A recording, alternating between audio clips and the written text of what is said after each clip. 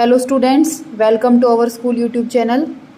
आज इस वीडियो में हम करने वाले हैं बालक का शब्द रूप, जो संस्कृत छठी, सातवीं, आठवीं कक्षा का एक काफ़ी महत्वपूर्ण टॉपिक है। बालक के शब्द रूप को हम आसानी से कैसे याद कर सकते हैं, उसके लिए एक सिंपल सी ट्रिक है। यहाँ लिखा जाता है विभक्ति, प्रथमा, द्वितीया, तृतीया, चतुर्थी, पंचमी, षष्ठी, सप्तमी एंड संबोधनम। यहाँ वचन लिखे जाते हैं, एक वचनम, द्विवचनम, बहुवचनम। इन विभक्ति का प्रथमा, द्वितीया, इन सभी का अपना ही एक अलग महत्व होता है। जैसे प्रथमा विभक्ति जिसमें भी होती है, उसमें जो शब्द जुड़ जाता है वो होता है ने। द्वितीया विभक्ति में साथ में शब्द जुड़ता है को। तृतीया विभक्ति में जुड़ता है से। चतुर्थी विभक्ति में जुड़ता है के लिए। पंचमी विभक्ति में जुड़ता है से।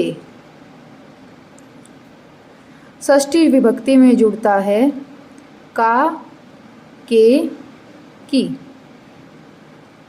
और सप्तमी विभक्ति में जुड़ जाता है में, पर। तो इन विभक्तियों का भी अपना एक अलग महत्व होता है। अब हम कैसे याद करेंगे? सबसे पहले क्या करना है हमें, संबोधनम है उसे याद करने के लिए कोई तरीका नहीं होता है। तो सबसे पहले हमें लिखना है बालक,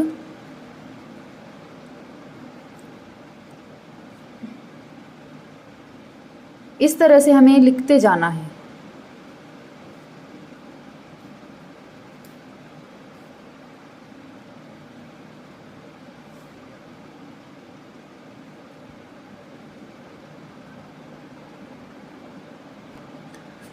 इस तरह से हमने जो शब्द बालक है वो लिख दिया है, और जो संबोधनम है वो हमें वैसे याद करना पड़ेगा जैसे होता है बालक का। हे बालकः,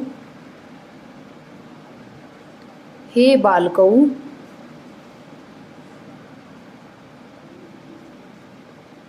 और हे बालकः।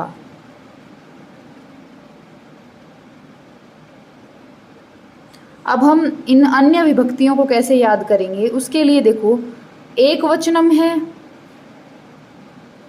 इसे हम कैसे याद कर सकते? इसका तरीका है विसर्ग, मेन,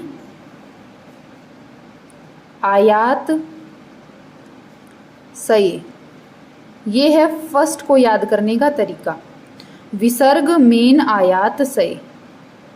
इसे कैसे अप्लाई करना है? देखो, विसर्ग, विसर्ग का मतलब है सबसे पहले हमें क्या लगानी है? विसर्ग। तो ये जो डॉट है इन्हें विसर्ग कहते हैं, तो सबसे पहले हम विसर्ग लगाएंगे।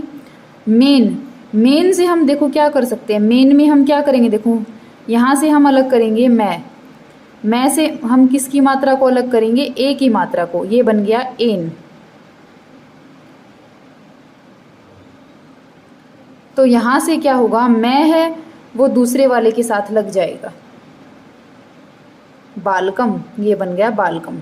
उसके बाद एन, एन है, ए की मात्रा लगेगी और साथ में क्या लग जाएगा? न। ये क्या बन गया? बालकेन। अब उसके बाद क्या है? आयात। आयात में भी क्या करेंगे? या है, या में से किसकी मात्रा को अलग करेंगे? आ अलग करेंगे। जैसे आय, यह के क्या लगेगा? हलंत, और प्लस में आ की मात्रा अलग हो जाएगी, आय प्लस में आत, ये बनेगा। तो जो फोर्थ के साथ है क्या लग जाएगा? आय। आय का मतलब आ की मात्रा और ये। फिफ्थ में क्या लगेगा? आ की मात्रा और साथ में तय। तो आ की मात्रा और तय, ये हो गया इसको याद करने का तरीका। सये, सये में हम क्या करेंगे? सये, सय को तो रखेंगे एज इट इज, प्लस में ए की मात्रा है, तो इसका मतलब छठे में क्या लग जाएगा? साथ में सय, और लास्ट में क्या लग जाएगा? ए। लास्ट में हमारे पास ए की मात्रा बची है, तो लास्ट में ए की मात्रा लग जाएगी। इस तरह से हम एक वचनम की जो कंप्लीट जो पंक्ति विभक्तियां हैं उनको याद कर सकते हैं। अब दूसरी है जो द्विवचनम की जो विभक्तियां हैं, वो हम कैसे याद कर सकते हैं? द्विवचनम की विभक्तियों को याद करने का तरीका है, दो तो हमें क्या लगाने हैं? औ। दो औ लगाने हैं, तीन हमें आभ्याम लगाने हैं, और 2 हमें योह लगानी है, ये लगानी है हमें। 2 औ का क्या मतलब है, यहाँ पे 2 औ की मात्रा हमारे पास क्या होती है, औ की मात्रा ये होती, इसका मतलब हमें यहाँ 2 औ की मात्रा लगानी है। ये लगा दी हमने औ की मात्रा। उसके बाद 3 आभ्याम, आभ्याम का मतलब आ की मात्रा और साथ में भयाम जोड़ देंगे। ये काम हमें 3 बार करना है, आ की मात्रा और भ्याम। उसके बाद 2 योह लगानी है, योह 2 क्या करनी है हमें, योह लगानी है। तो इस तरह से हम द्विवचनम की जो पंक्ति है उसको याद कर सकते हैं। अब बहुवचनम की पंक्ति को याद करने के लिए क्या कर सकते हैं हम, सबसे पहले तो हमें क्या लगाना है, एक तो आह लगाना है, एक आन, एक आह, एक आन, एक ऐह। उसके बाद हमें लगानी है 2 एभ्यः,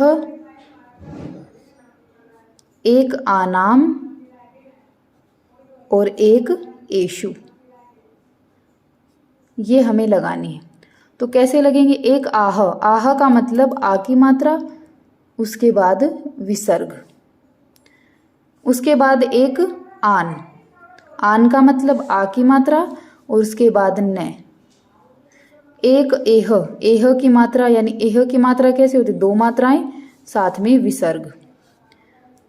2 एभ्यः, ए की मात्रा लगा के पीछे भयः, इसी तरह इसमें भी ए की मात्रा लगा के भयः। एक आनाम, यानी आ की मात्रा लगा के हमें पीछे नाम लगाना है। एक एषु, एषु का मतलब ए की मात्रा लगानी है। और तो इस तरह से हम क्या कर सकते हैं, बालक के शब्द रूप को याद कर सकते हैं। जैसे और जो ये विभक्ति है, इनमें ये जो भी प्रसर्ग लग रहे थे, इनको कैसे जोड़ा जाता है, बालक है किसमें है, एक वचनम में, तो इसका अर्थ होगा एक बालक ने। द्विवचनम का 2 बालकों ने, बहुवचनम में सभी बालकों ने, यानी कि साथ में ने जुड़ जाएगा। अगर हम बालकम का अर्थ देखें, एक बालक को, 2 बालकों को, बहुत सारे बालकों को। अगर इसका अर्थ देखें, एक बालक से, 2 बालकों से, सभी बालकों से, ऐसे हम इन साथ में इनको जोड़कर इनका सही अर्थ निकाल सकते हैं। Thank you everyone.